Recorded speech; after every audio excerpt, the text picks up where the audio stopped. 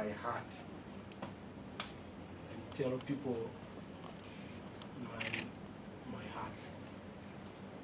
We sat with the permanent secretary and other officials to come up with this. But I want to say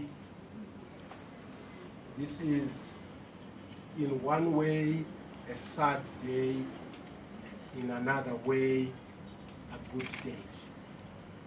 A sad day because we have to part ways in this manner. We extended a hand of friendship to the companies. We said we wanted to work with you in one big, happy family. We said we wanted you to pool your resources, financial as well as technical and technological.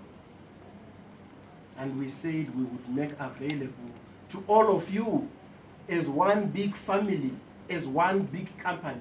We said we would make available to you all the diamond deposits from Zambezi to the Limpopo. And this is the one thing that I thought would be scrambled upon by the companies. And yet, the response we got was disappointing. And I asked myself, how does a company choose to limit itself to 6,000 hectares? The biggest is Mbada, with 16,000 hectares. How do you choose to limit yourself to 6,000 hectares when you are being given the opportunity to explore 159 kimberlites across the country, including the diamonds on the rivers, including the alluvial diamonds? And all the companies said no. I had a discussion with Rio Tinto, and they said to me, Minister, if you want, we will buy everybody out and we will work with you. And I said, no, that's not the way we want to do it. We have our friends we have worked with. Yes, the companies may not have been as we expected, because when you set up a joint venture, the idea is that it must give you benefit. It must result in incremental growth, not just to the companies, not just to the individuals working for the companies, but to the entire economy. Zimbabweans must feel the impact of diamonds in their various walks of life. And yet, no, it did not happen. And we said, let's find a way, therefore, of reconfiguring ourselves, redefining the structure that we have, so that perhaps we can have a bigger, better structure that will have a better impact on national economic development. And the company said no. I mean, I was shocked. I could not believe it. And they said no in extraordinary shareholder meetings. And we said, and I said to the officials, I said, Secretary, we are required for all major and substantive decisions, we are required to go through the shareholder process. Through extraordinary, this is what the Companies Act requires us to do. We must meet, the shareholders must meet and discuss these matters. And there were two matters on the agenda. The first matter was presentation of financial accounts by the companies. The second matter was compliance with government directive and government policy on consolidation. These were the two issues which were supposed to be decided upon, and we were following. And the hope was that if all the companies had agreed, we would then have said, how do we work out your percentage share in the bigger company? And so when it failed, we started looking. We started reading much more. We read the shareholders' agreements.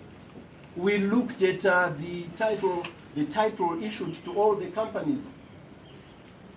We looked for all the information that we could get everywhere.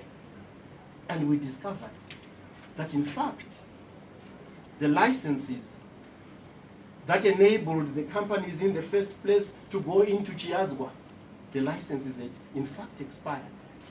And so I said to the officials, well, we have exhausted the requirements of the Companies Act. Now we will implement the Mines and Minerals Act. And the Mines and Minerals Act requires that anybody who is mining in Zimbabwe, whether they are a small claim or a big conglomerate, they must have a valid license. Frankly speaking, if the government had been happy with the relationship, nothing ordinarily stops the government from renewing such special grants. We renew special grants on a daily basis.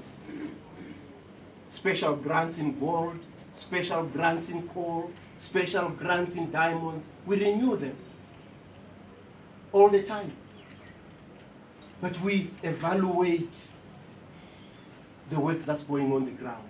We evaluate the relationship, the benefits to the communities, the benefits to Zimbabwe. And on the basis of that, we then renew the special grants.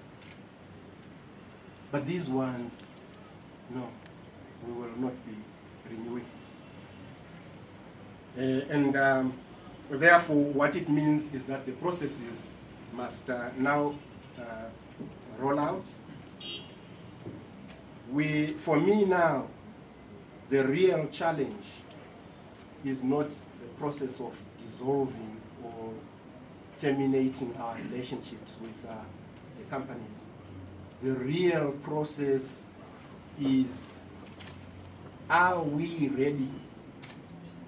Do we have the capacity? Do we have the energy, the resources to ensure that the development that we are looking for of ZCPC is actually achieved? That is the real challenge as of now. Can we take the diamond industry into the future in a serious way that gives benefits to the people of Zimbabwe? Can we do that? So such is the challenge that stands before us, a challenge that I think we have the energy to take on. And I want to call on Zimbabweans to bear with us. It's not going to be an easy ride. It's going to be a bumpy ride.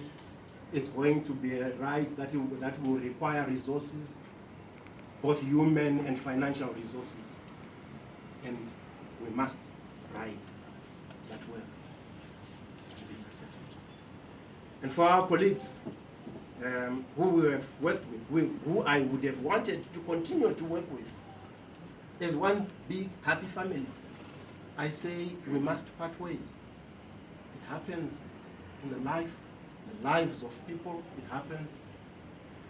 But when the imperatives of national economic development come, it does not matter how friendly you have been to colleagues. The imperative demands that you go and do even that which would anger those you have been working with. But so must we do.